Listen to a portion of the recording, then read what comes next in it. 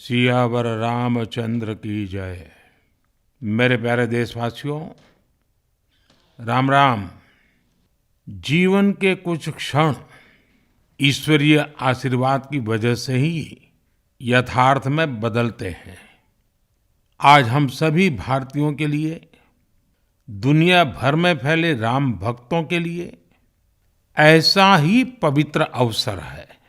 हर तरफ प्रभु श्री राम की भक्ति का अद्भुत वातावरण, चारों दिशाओं में राम नाम की धुन, राम भजनों की अद्भुत सौंदर्य माधुरी। हर किसी को इंतजार है 22 जनवरी का, उस ऐतिहासिक पवित्र पल का।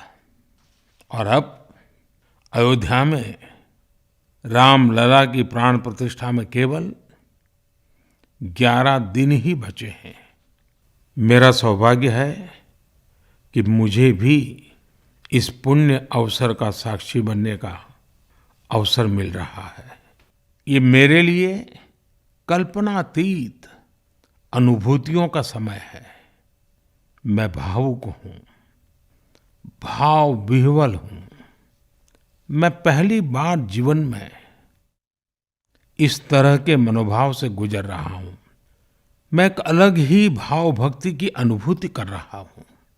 मेरे अंतर मन की ये भाव यात्रा मेरे लिए अभिव्यक्ति का नहीं, अनुभूति का अवसर है। चाहते हुए भी मैं इसकी गहनता, व्यापकता और तीव्रता को शब्दों में बांध नहीं पा रहा हूँ। आप भी भली भांति मेरी स्थिति समझ सकते हैं।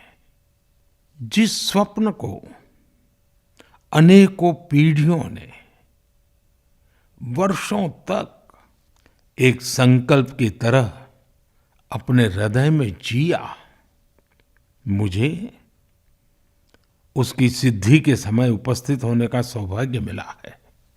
प्रभु ने मुझे सभी भारतवासियों का प्रतिनिधित्व करने का निमित्त बनाया है।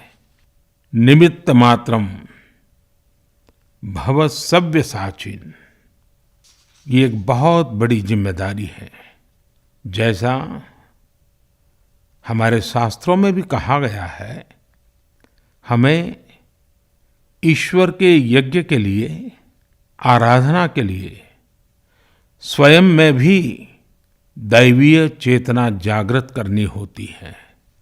इसके लिए शास्त्रों में व्रत और कठोर नियम बताए गए हैं, जिन्हें प्राण प्रतिष्ठा से पहले पालन करना होता है।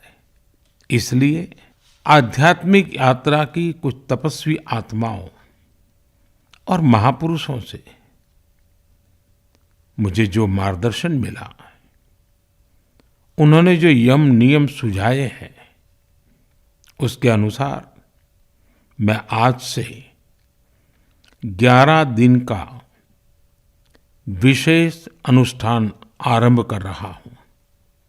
इस पवित्र अवसर पर मैं परमात्मा के श्री चरणों में प्रार्थना करता हूँ, ऋषियों, मुनियों, तपस्वियों का पुण्य स्मरण करता हूँ और जनता जनार्दन, जो ईश्वर का रूप है, उनसे प्रार्थना करता हूँ कि आप मुझे आशीर्वाद दें, ताकि मन से, वचन से, कर्म से मेरी तरफ से कोई कमी ना रहे। साथियों, मेरा ये सौभाग्य है कि 11 दिन के अपने अनुष्ठान का आरंभ मैं नासिक धाम पंचवटी से कर रहा हूँ।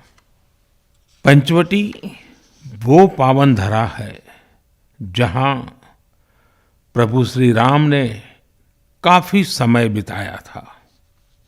और आज मेरे लिए एक सुखद संयोग ये भी है कि आज स्वामी विवेकानंद जी की जन्म जयंती है।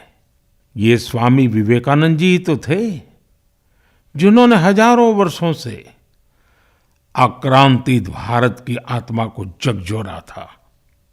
आज वही आत्मविश्वास भव्य राम मंदिर के रूप में हमारी पहचान बनकर सबके सामने है।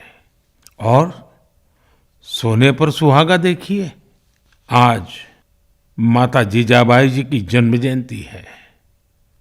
माता जीजाबाई जिन्होंने छत्रपति शिवाजी महाराज के रूप में एक महामानव को जन्म दिया था।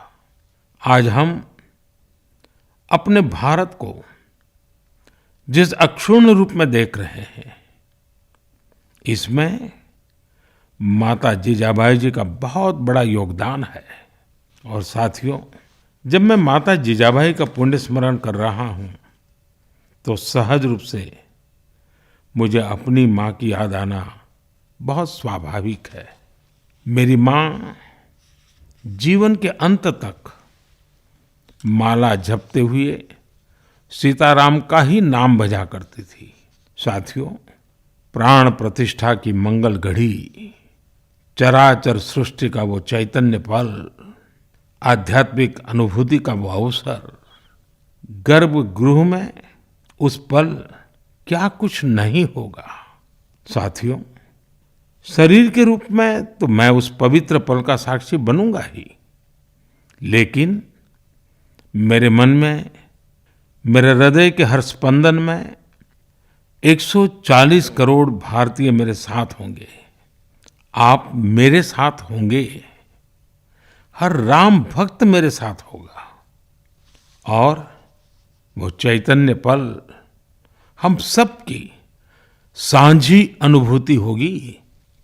मैं अपने साथ राम मंदिर के लिए अपने जीवन को समर्पित करने वाले अनगिनत व्यक्तित्वों की प्रेरणा लेकर जाऊंगा। त्याग तपस्या की वो मूर्तियां, 500 साल का धैर्य, दीर्घ धैर्य का वो काल, अनगिनत त्याग और तपस्या की घटनाएं, दानियों की, बलिदानियों की गाथाएं, कितने ही लोग हैं जिनके नाम तक कोई नहीं जानता, लेकिन जिनके जीवन का एकमात्र ध्येय रहा है भव्य राम मंदिर का निर्माण। ऐसे असंख्य लोगों की स्मृतियां मेरे साथ होगी। जब 140 करोड़ देशवासी उस पल में मन से मेरे साथ जुड़ जाएंगे और जब मैं आपकी ऊर्जा को साथ लेकर गर्भगृह में प्रवेश करूंगा तो मुझे भी एहसास होगा कि मैं अकेला नहीं, आप सब भी मेरे साथ हैं। साथियों, ये 11 दिन व्यक्तिगत रूप से मेरे यम नियम तो है ही, लेकिन मेरे भाव विश्व में आप सब समाहित है। मेरी प्रार्थना है कि आप भी मन से मेरे साथ जुड़े रहें। रामलला के चरणों में मैं आपके भावों को भी उसी भाव से अर्पित करूंगा जो भाव मेरे भीतर उमड़ रहे हैं। साथियों, हम सब इस सत्य को जानते हैं कि ईश्वर निराकार है, लेकिन ईश्वर साकार रूप में भी हमारी आध्यात्मिक यात्रा को बल देते हैं। जनता जनार्दन में ईश्वर का रूप होता है, ये मैंने साक्षात देखा है, महसूस किया है। लेकिन जब ईश्वर रूपी वही जनता शब्दों में अपनी भावनाएं प्रकट करती है, आशीर्वाद देती है, तो मुझ में भी नई ऊर्जा का संचार होता है। आज मुझे आपके आशीर्वाद की आवश्यकता है, इसलिए मेरी प्रार्थना है कि शब्दों में, लिखित में अपनी भावनाएं जरूर प्रकट करें मुझे आशीर्वाद जरूर दें। आपके आशीर्वाद का एक एक शब्द मेरे लिए शब्द नहीं, मंत्र है।